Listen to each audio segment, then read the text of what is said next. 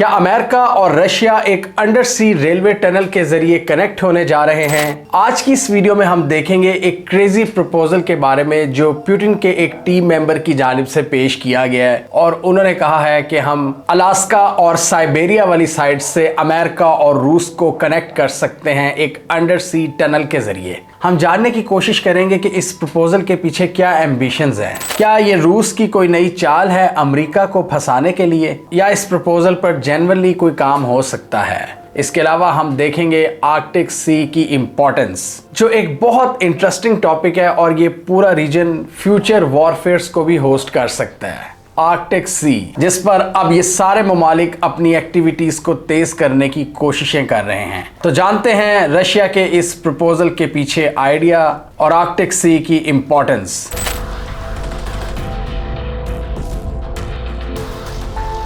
कहते हैं कि जब आपका दुश्मन मजबूत हो तो आपको भी उसी हिसाब से अपनी तैयारी रखनी चाहिए और उससे ज़्यादा मजबूत बनने की कोशिश करनी चाहिए। और कभी कभार आप दुश्मन से मुआहदा करके उसको लॉन्ग टर्म में फंसाने की कोशिश करते हो अपने पावरफुल एलाइज के जरिए। इस आइडिया के पीछे पॉसिबली रशिया की ये थिंकिंग हो सकती है, लेकिन कैसे?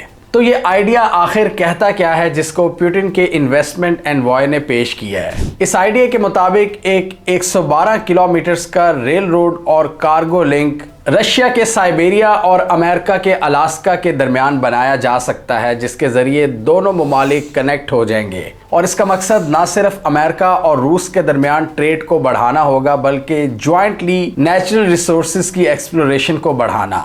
जबकि यही काम रूस चाइना के साथ भी कर रहा है और अमेरिका अपने दूसरे पार्टनर्स के साथ भी कर रहा है। तो यहाँ पर रूस और अमेरिका का कोऑपरेशन कैसे एस्टेब्लिश होगा? इस पोटेंशियल टनल को पुतिन ट्रंप रेलवे टनल भी कहा जा रहा है।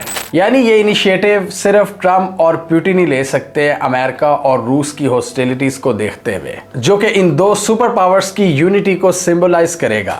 रशियन ऑफिशियल के मुताबिक रशिया और अमेरिका को बेरिंग स्ट्रेट जुदा करती है, जिसके एक तरफ अलास्का है और दूसरी तरफ साइबेरिया। इन दोनों इलाकों को दुनिया की छत भी कहा जाता है। ये बहुत रिमोट एरियाज हैं जहां पर शदीद सर्दी होती है और बेपनाह ग्लेशियर्स भी हैं इस रीजन में। ज़्यादातर एशियन रीजन में ठंडी हवाएं साइबेरिया से ही आती हैं। और अलास्कन रीजन कभी रूस का हिस्सा हुआ करता था, जिसको अमेरिका ने 1867 में बाय किया था और एक स्ट्रेटेजिक एज हासिल किया था, जिसके बारे में आज भी बहुत से रशियन स्ट्रेटेजिक थिंकर्स रिग्रेट करते हैं कि हमने ये रीजन अमेरिका को क्यों दिया। बेरिंग स्ट्रेट अलास्का और साइबेरिया के रीजन को जुदा करती है या कनेक्ट करती है। और यहाँ दो छोटे जजीरे भी हैं, एक एक दोनों साइड्स की तरफ। डायमंड आइलैंड्स, जो एक रूस के पास है और एक अमेरिका के पास है। और ये दोनों जजीरे सिर्फ 4 किलोमीटर की दूरी पर हैं। और इसी साइड से यानी अलास्का और साइबेरिया वाली साइड से अमेरिका और रूस को मिलाने का प्लान कोई नया नहीं। इससे पहले आज से 125 साल पहले यानी 1904 में साइबेरिया अलास्का रेलवे के जरिए रूस और अमेरिका को मिलाने की बात की गई थी, जब इंडस्ट्रियल रेवोल्यूशन अपनी पीक पर था। और उस वक्त दुनिया में बड़े बड़े ब्रिजेस बनाए जा रहे थे और इंजीनियरिंग मार्वल्स खड़े किए जा रहे थे। उस वक्त भी इंजीनियर्स आगे आए थे और उन्होंने कहा था कि हम ये काम कर सकते हैं। और उसके बाद अमेरिका के फेमस प्रेसिडेंट कैनेडी के दौर में भी ये आइडिया सामने आया था 1960 में। Kennedy Khrushchev world peace bridge, जब अमेरिका और सोवियत यूनियन के दरमियान कोल्ड वॉर अपनी पीक पर थी। और इस हवाले से पुतिन के जो एनवॉय हैं डिमिट्रिव, उन्होंने एक खाका पेश किया उस दौर का स्केच, कैनेडी दौर का, और उन्होंने सजेस्ट किया कि हम इसी रूट को फॉलो कर सकते हैं जो 1960 में पेश किया गया था। उन्होंने कहा कि अब दौर आ गया है कि दुनिया के दो बड़े बर्रे आज़मों को कनेक्ट कर दिया जाए हिस्ट्री में पहली बार। कुछ हिस्टोरिकल रिपोर्ट्स के मुताबिक इंसानी तारीख में ही रूस और अमेरिका कनेक्ट करते थे इस एरिया में। बेरिंग स्ट्रेट का इलाका आपस में कनेक्टेड था, लेकिन आहिस्ता आहिस्ता ये जुदा होता गया। जैसा कि हम सबको पता है कि ज़मीन हर साल अपनी शक्ल चेंज करती है और इसके कॉन्टिनेंट्स हर साल अपनी जगह से कुछ इंच मूव करते हैं। तो इस वजह से ये एरिया जुदा हो गया, पहले कनेक्टेड था। तो अब इनके मुताबिक मॉडर्न हिस्ट्री में हम पहली बार इन दो बड़े कॉन्टिनेंट्स को मिला सकते हैं। और इसके लिए ये एक आइडियल टाइम है पुतिन और ट्रंप की लीडरशिप के अंडर। अमेरिकी प्रेसिडेंट डोनाल्ड ट्रंप की रशियन प्रेसिडेंट पुतिन से एक तारीखी मुलाकात हुई अलास्का के मकाम पर। इस प्रोजेक्ट की लागत तकरीबन $8 बिलियन बताई जा रही है, जो तकरीबन 70 मील लंबा होगा, यानी 112 किलोमीटर लंबा रेल और कार्गो लिंक, जो 8 साल में बनाया जाएगा। पिछले 150 सालों से ये आइडिया प्रपोज किया जाता रहा है, लेकिन डिफरेंट रीजंस की वजह से ये कभी इंप्लीमेंट नहीं हुआ।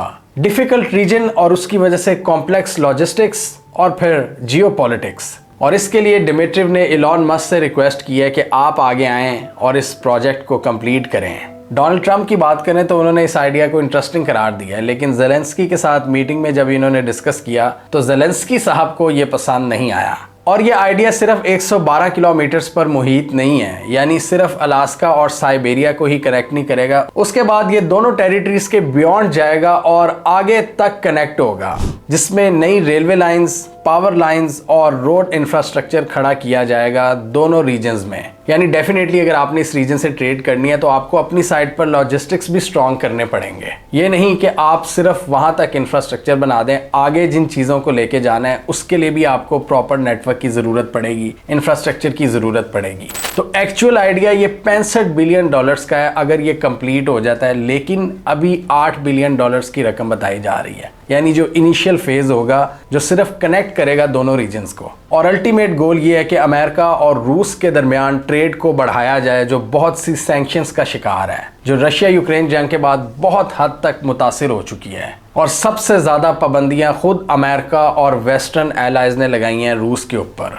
और उसके बाद रूस ने अपनी ट्रेड को डाइवर्सिफाई किया है, एशिया की तरफ ज़्यादा गया है। Bharat, China, north Korea, Vietnam और दूसरी एशियन स्टेट्स, यहाँ गया है अब रूस। और ट्रंप के आने के बाद पुतिन एक अपॉर्चुनिटी देख रहे हैं कि यूएस को अपनी साइड पर किया जाए। इसी तरह यूएस के स्ट्रेटेजिक थिंकर्स ये समझते हैं, हमने इस वीडियो में डिस्कस किया था, कि पुतिन को अपनी साइड पर किया जाए और चाइना को एलियनेट किया जाए, जबकि पुतिन की यह अप्रोच है कि अमेरिका को अपनी तरफ किया जाए और यूरोप को एलियनेट किया जाए। तो ये एक ग्रेट गेम है जो दोनों साइड से खेली जा रही है, और ये जो आइडिया पेश किया गया रूस की जानिब से, ये भी उसी के पेश नज़र है। अब आती है असल गेम, रशिया के जो एक्चुअल एम्बिशंस हैं। डिमिट्रिव, जो कि रशियन डायरेक्ट इन्वेस्टमेंट फंड के सीईओ भी हैं, पुतिन के एनवॉय होने के साथ साथ उन्होंने कहा है कि इस एरिया में यानी आर्कटिक रीजन में अमेरिका और रूस मिलकर हाइड्रोकार्बन प्रोजेक्ट्स के हवाले से एक्सप्लोरेशन कर सकते हैं। यानी इस इलाके में हम ड्रिलिंग को मजीद एक्सपैंड कर सकते हैं, क्योंकि ये इलाका हाइड्रोकार्बन से भरा पड़ा है। नेचुरल ऑयल एंड गैस के रिजर्व्स बहुत ज़्यादा हैं और एक एस्टिमेशन के मुताबिक पूरी दुनिया के तकरीबन 25% अनटैप्ड ज़खायर इस रीजन में हैं। और डेफिनेटली मौसम की सख्ती की वजह से अभी तक इस इलाके का पोटेंशियल एक्सप्लोर नहीं किया गया। और डोनाल्ड ट्रंप की भी यही स्ट्रेटजी है, ड्रिल बेबी ड्रिल, कि हमारी हुकूमत ड्रिलिंग के हवाले से हर पॉसिबल इकदाम करेगी, हर पॉसिबल कोलैबोरेशन करेगी। तो ये ट्रंप के लिए एक लुक्रेटिव ऑफर हो सकती है। और यहाँ पर यूएस को अपनी साइड पर करके रशिया पोटेंशियल थ्रेट से भी बच सकता है, जिस तरह नेटो के एम्बिशंस हैं, जिस तरह यूरोपियन ममालिक अपने डिफेंस बजट बढ़ा रहे हैं नेटो के साथ। तो ये उनकी पूरी स्ट्रेटजी को काउंटर कर सकता है अगर यूएस इनके साथ आ जाए इस पूरे प्रोजेक्ट में। और बहुत से एक्सपर्ट्स का ये भी ख्याल है कि ये एक ख्याली पुलाव है, ये कभी पूरा नहीं हो सकता।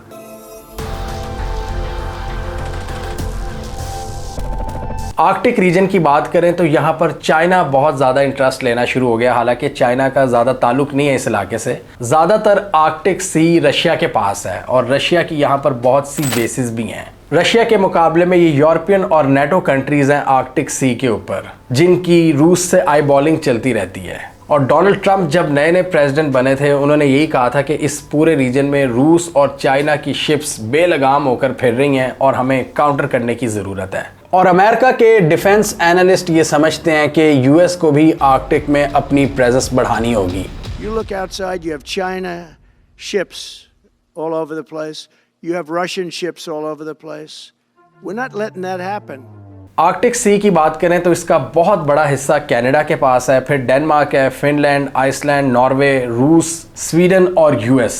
और डोनाल्ड ट्रंप ने तो इस ख्वाहिश का भी इजहार किया था कि ग्रीनलैंड और कनाडा हमारे कब्जे में होने चाहिए। ये चीज़ बताती है आर्कटिक सी की इम्पोर्टेंस। इसकी ना सिर्फ इकोनॉमिक इम्पोर्टेंस है बल्कि स्ट्रेटेजिक इम्पोर्टेंस भी बहुत ज़्यादा है। ग्रीनलैंड के ऊपर अमेरिका ने अपने एयर डिफेंस सिस्टम्स भी नस्ब किए हुए हैं कि रूस की तरफ से अगर कोई मिसाइल हमला होता है या कोई न्यूक्लियर अटैक होता है तो ग्रीनलैंड में नस्ब दिफाई सिस्टम उनको बचा सके, जहां पर यूएस के मिलिट्री पर्सनल भी मौजूद हैं। और इसके अलावा ballistic missile early warning system भी यहां पर यूएस ने डिप्लॉय किया हुआ है। यूएस के डिफेंस पॉइंट ऑफ व्यू से यहाँ पर जो इनके मिसाइल अर्ली वार्निंग सिस्टम है, ये रूस के अगेंस्ट यूएस को एक एज प्रोवाइड करते हैं। इसलिए अमेरिका की ग्रीनलैंड पर हमेशा नजर रहती है, जबकि ऑफिशियली वो डेनमार्क का हिस्सा है। एक ट्रीटी के तहत वहां पर यूएस की एक बहुत बड़ी मिलिट्री बेस है जो कि यूएस के दिफा का काम करती है इस पूरे आर्कटिक रीजन में। और इसके अलावा यूएस और डिफरेंट मुआहदों के तहत इस रीजन में घुसता रहता है। नेटो के साथ जो इनकी अंडरस्टैंडिंग है, जो अपने एलाइज हैं, जो पार्टनर्स हैं, उनकी मदद से वो इस एरिया में आता है। और फिर वो ये देखते हैं कि रूस चाइना को इन्वॉल्व कर रहा है, चाइना अपनी ड्रिलिंग कैपेसिटीज में इजाफा कर रहा है और रूस के साथ मिलकर यहाँ पर अपने एम्बिशंस बढ़ा रहा है। फिलहाल तो इनके इकोनॉमिक एम्बिशंस बड़े क्लियर नजर आते हैं, लेकिन अमेरिका को डर है कि फ्यूचर में ये स्ट्रेटेजिक एम्बिशंस में कन्वर्ट हो जाएंगे। लिहाजा रूस और चाइना को काउंटर करना उनके लिए बहुत ज़रूरी है। चाइना आर्कटिक में एक बड़ा प्लेयर बनना चाहता है और उसके लिए उसको रूस की हमेशा ज़रूरत रहेगी। क्लाइमेट एक्सपर्ट्स के मुताबिक आर्कटिक में ग्लेशियर्स के पिघलने की तादाद बाकी दुनिया के मुकाबले में 4 गुना ज़्यादा है। ये पिघलाव आर्कटिक के पूरे इकोसिस्टम को चेंज कर रहा है, जिसकी वजह से आर्कटिक के अंदर नए ट्रेड रूट्स पैदा हो सकते हैं। यानी पहले जिन इलाकों में बर्फ और ग्लेशियर्स थे, पिघलने के बाद वो नहीं रहेंगे। वो इलाके आने वाले दिनों में फिर कश्तियों की गुजरगाह बनेंगे, जिससे एक्सप्लोरेशन और ट्रेड में मजीद इजाफा होगा। और इसलिए ये सारे मुल्क फ्यूचर की स्ट्रेटजी को जहन में रख रहे हैं कि पहले ही यहाँ पर कदम जमा लो। अमेरिका, यूरोप, रूस और चाइना। और यहाँ के नेचुरल रिसोर्सेज जैसा कि हाइड्रोकार्बन्स, जिनमें ऑयल एंड गैस शामिल है, और क्रिटिकल मिनरल्स, इन पर सबकी नज़र है, स्पेशली अमेरिका की। और जैसे मैंने पहले कहा कि पूरी दुनिया के 25% तक अनटैप्ड नेचुरल रिसोर्सेज इस रीजन में पाए जाते हैं। और इसी क्लाइमेट चेंज की वजह से आर्कटिक नए मैरीटाइम ट्रेड रूट्स को इन्वाइट कर रहा है और ये सारे मुल्क आर्कटिक में अपना अपना रास्ता तलाश करने की कोशिश कर रहे हैं। और कुछ रिपोर्ट्स के मुताबिक यहाँ पर चाइना पोलर सिल्क रोड बनाने पर काम कर रहा है, जो ट्रेडिशनली एक सिल्क रूट है जो कि चाइना, सेंट्रल एशिया और यूरोप को मिलाता है। चाइना अब एक पोलर सिल्क रूट पर काम कर रहा है आर्कटिक शिपिंग के जरिए। और इसके लिए चाइना आर्कटिक सी के ऊपर यूरोपियन कंट्रीज के साथ मुआहदे करने की भी कोशिश कर रहा है। नई पोर्ट डील्स और सी पोर्ट एग्रीमेंट्स नॉर्वे और स्वीडन वगैरह के साथ जो एफर्ट्स अभी तक चाइना की इतनी कामयाब नहीं गई, क्योंकि डेफिनेटली अमेरिका की इन पर नज़र है और अमेरिका इनको फिर कहेगा कि आप चाइना को एंटर ना होने दें इस रीजन में। इससे चाइना की आर्कटिक में एक्सेस बढ़ जाएगी। और अब चाइना रूस की मदद से मिलिटरीली भी आर्कटिक के अंदर एंटर हो रहा है। और चाइना के कोस्ट गार्ड पिछले साल पहली बार आर्कटिक के समंदर में एंटर हुए हैं, जिन्होंने रशियन फोर्सेस के साथ ज्वाइंट पेट्रोल किए हैं। और फ्यूचर में भी रूस के साथ यहाँ पर ज्वाइंट मिलिट्री एक्सरसाइजेस करने का इरादा रखता है चाइना। और अलास्का के पास चाइना ने रूस के साथ मिलकर अपने बॉम्बर्स भी उड़ाए हैं, स्ट्रेटेजिक बॉम्बर्स, और अमेरिका को पैगाम दिया है कि आप हमारे इलाके में आते हो, साउथ चाइना सी में हमें डराने की कोशिश करते हो, आपके इलाके भी हमारी रीच में हैं और हमारी भी ऐसी रिलायबल पार्टनरशिप्स हैं जो हमें आप तक पहुँचने में एक्सेस प्रोवाइड करती हैं। अगर रीच आपके पास है तो रीच हमारे पास भी है। रशिया की आर्कटिक में मिलिट्री प्रेजेंस तो बहुत मजबूत है, लेकिन अब उनको चाहिए मजीद इन्वेस्टमेंट्स हाइड्रोकार्बन्स की एक्सप्लोरेशन के हवाले से, और इसके लिए चाइना उनका एक आइडियल पार्टनर है। इससे रूस को इन्वेस्टमेंट और रिसोर्सेज मिलेंगे और चाइना को एक स्ट्रेटेजिक एज, ग्लोबली उनकी स्ट्रेटेजिक रीच में इजाफा होगा। आर्कटिक रीजन में रूस अपने स्ट्रेटेजिक वेपन्स को भी स्टोर करता है और इसलिए फिर इसको काउंटर करने के लिए अमेरिका ग्रीनलैंड और कनाडा पर नजर रखता है कि यहाँ बैठकर हमारी पोजीशन रूस के खिलाफ मजीद मुस्तहकम हो जाएगी, उनके हमलों को रोकने में और उनके न्यूक्लियर एम्बिशंस को काउंटर करने में। कोल्ड वॉर एरा में ये इलाका जासूसों का गढ़ होता था, लेकिन अब आ गई है technology, strategic nuclear weapons, nuclear bombers, जहां पर इन मुल्कों ने अपनी सेकेंड और थर्ड स्ट्राइक कैपेबिलिटी को स्टोर किया हुआ है। यानी पहले न्यूक्लियर हमले की सूरत में समंदरों और फिजा से हमला किया जाए, अपनी फुल न्यूक्लियर ट्रायड को पोजेस करते हुए। और इसी तरह इनकी नेवल एक्टिविटीज़ में भी इजाफा हो जाता है जब ये अपनी सबमरीन्स दुश्मन के इलाके में लेकर जाती हैं और उनको थ्रेटन करते हैं। रूस के पास एक बहुत बड़ा इलाका होने की वजह से ये एज हमेशा रहता है कि वो एक साइड से अमेरिका और एक साइड से यूरोप दोनों को डरा सकता है। और आर्कटिक रीजन में अपनी मिलिट्री कैपेबिलिटीज़ को वो तेज़ी से मॉडर्नाइज कर रहा है और चाइना इनकी मदद कर रहा है पैसे के ज़रिए। और अब रूस ने इनवाइट कर दिया है अमेरिका को कि आओ मिलकर इस इलाके में एक्सप्लोरेशन करें, हाइड्रोकार्बन्स की तलाश करें मिलकर, ताकि आपको भी फ़ायदा हो और हमें भी फ़ायदा हो। और इसमें एक और बहुत बड़ा एंगल ये भी है कि अकेले इस इलाके में एक्सप्लोरेशन बहुत मुश्किल काम है, इसके लिए आपको बहुत ज़्यादा रिसर्च एंड डेवलपमेंट चाहिए, आपको तगड़े पार्टनर्स चाहिए, स्ट्रॉन्ग इंजीनियर्स चाहिए, और ये काम आप अकेले नहीं कर सकते। तो रूस की शायद यहाँ पर यही थिंकिंग है कि अपनी जो शॉर्ट कमिंग्स हैं उनको अमेरिका की मदद से पूरा किया जाए। चाइना के साथ ये ऑलरेडी कोलैबोरेट कर रहे हैं और कुछ जगहों पर यूएस को भी ऑन बोर्ड लिया जाए ताकि अपने ऑप्शंस को डाइवर्सिफाई किया जाए और यूरोप को एलियनेट किया जाए और लॉन्ग टर्म में आर्कटिक रीजन पर अपनी पोजीशन मुस्तहकम की जाए। लेकिन मेरे ख्याल में अमेरिका की सिक्योरिटी एस्टेब्लिशमेंट को ये आइडिया बिल्कुल पसंद नहीं आएगा। आप क्या समझते हैं? क्या अमेरिका रूस के इस प्रपोजल को सीरियस लेगा? क्या साइबेरिया और अलास्का के दरमियान ये अंडर सी रेलवे टनल कभी बन भी पाएगी, या ये सिर्फ एक पाइप ड्रीम रहेगा?